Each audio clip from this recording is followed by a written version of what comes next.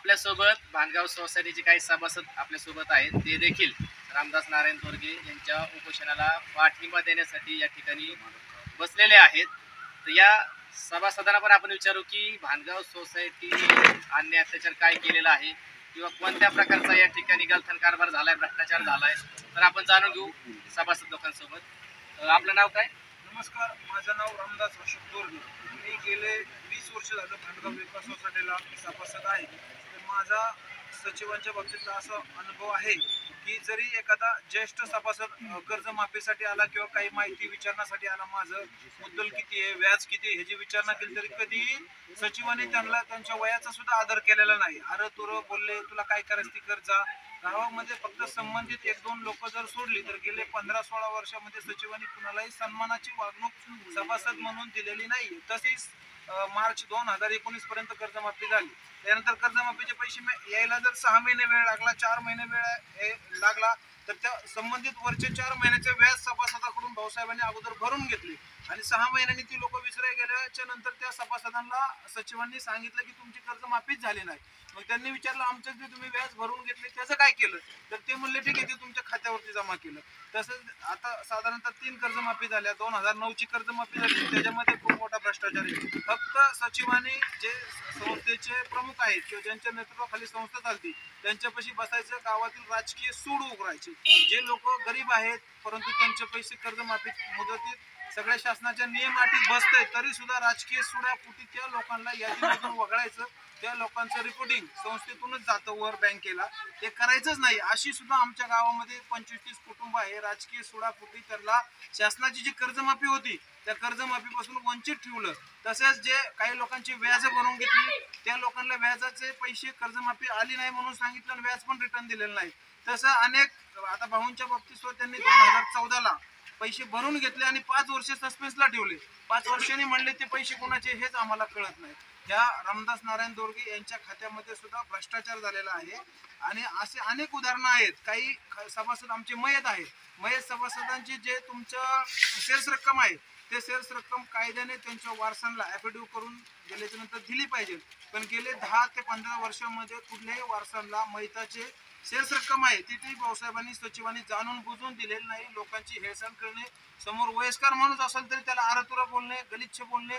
फक्त संस्था चालक आणि जे त्यांचे कोण हितचिंतक आहेत आणि ज्यांच्या आशीर्वादाने ते संस्थात काम करतात त्याच लोकांना झुकतं माप दिलं भाऊसाहेबांनी. परत असे अजून अनेक खाते आहेत की लोक जमीन विकून गेली, जमीन विकल्याच्या नंतर तिथं तिसऱ्याचंच नाव लागले, पण ज्याच्या नाव बाकी आहे त्याच्यावरती सुद्धा वसुलीसाठी कधीही कारवाई केलेली नाही. फक्त राजकीय सोडापोटी 4-2 लोकांची खाते थकीत जर दिसली तर त्यांची नावं मात्र PDCC बँकेत लावायची, त्यांना त्रास द्यायचं, त्यांना सरचार्ज लावायचा, दंडव्याज लावायचे, रक्कमेचे डबल टिबल पैसे वसूल करायचे, आडवे तिडवे पैसे घ्यायचे आणि जर नाही सभासदांना ऐकल्यासारखं दिसलं तर तुला काय करायची ती मगरुळीची भाषा करायची.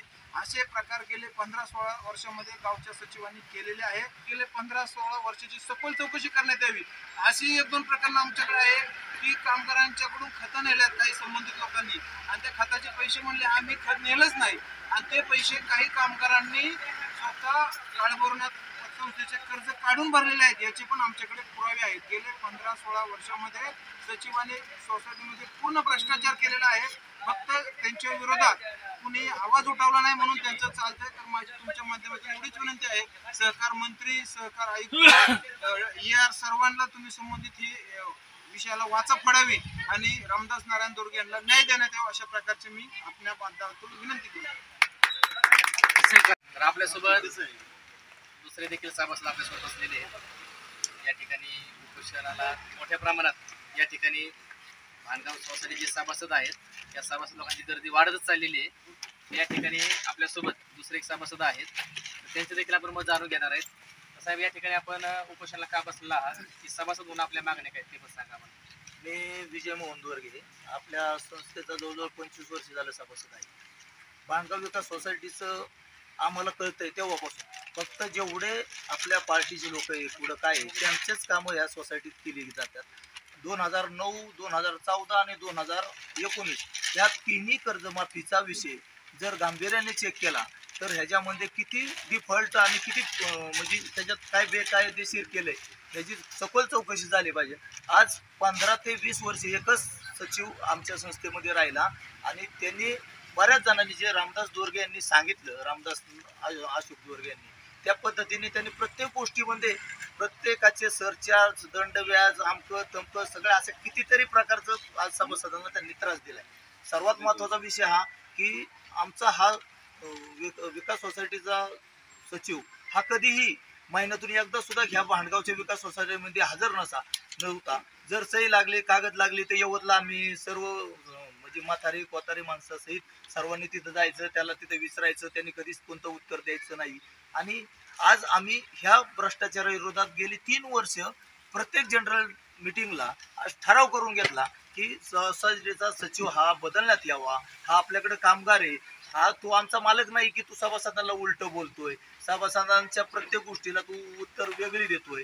तर त्याविषयी ठराव करायचा तिथं जनरलला. आज प्रत्येक ठरावात बघा फक्त आमची नावं दिल्यात त्या ठरावात. आज इथं ठरावाची एक प्रत आहे आमच्याकडं, नुसती नावं दिल्यात, पण त्या ठरावात जे जे प्रोसिडिंगला ते मुद्दे झाले तो एक सुद्धा त्यामध्ये घेतला नाही. भाऊसाहेब बदलीचा ठराव दोन्ही वेळेस झाला, त्याच्यात घेतलं नाही. ह्याच्यात प्रत्येक गोष्टीला फक्त आम्ही हजर आहे, पण जिथे जे मुद्दे वाईट आहेत, जिथं कर्जमाफीचा मुद्दा म्हणजे समजा एखाद्याचं जप्ती करायची, तिथं आमचे मुद्दे सूचक अनुमोदक म्हणून टाकलं. पण जे मुद्दे आम्ही मांडले ते ह्याच्यात कुठेच आलेले नाही. भाऊसाहेबाची सखोल चौकशी 15 वर्षासारखी सरकारी ऑडिट करावं म्हणून हा जनरलला ठराव झालता. दोन्ही वर्ष भाऊसाहेबाची बदली व्हावी हा बी ठराव झालता. पण हा कुठेही प्रोसिडिंग आम्ही गेले 2 महिने आमचा बाबू वरकर म्हणून तो उपसचिव आहे त्याच्याकडे आणि भाऊसाहेबाकडे मागणी केली, पण कधीच आम्हाला त्यांनी प्रोसिडिंग दिली नाही. आम्ही अर्ज दिले, सगळं दिलं, काहीच केलं नाही त्या गोष्टीवर.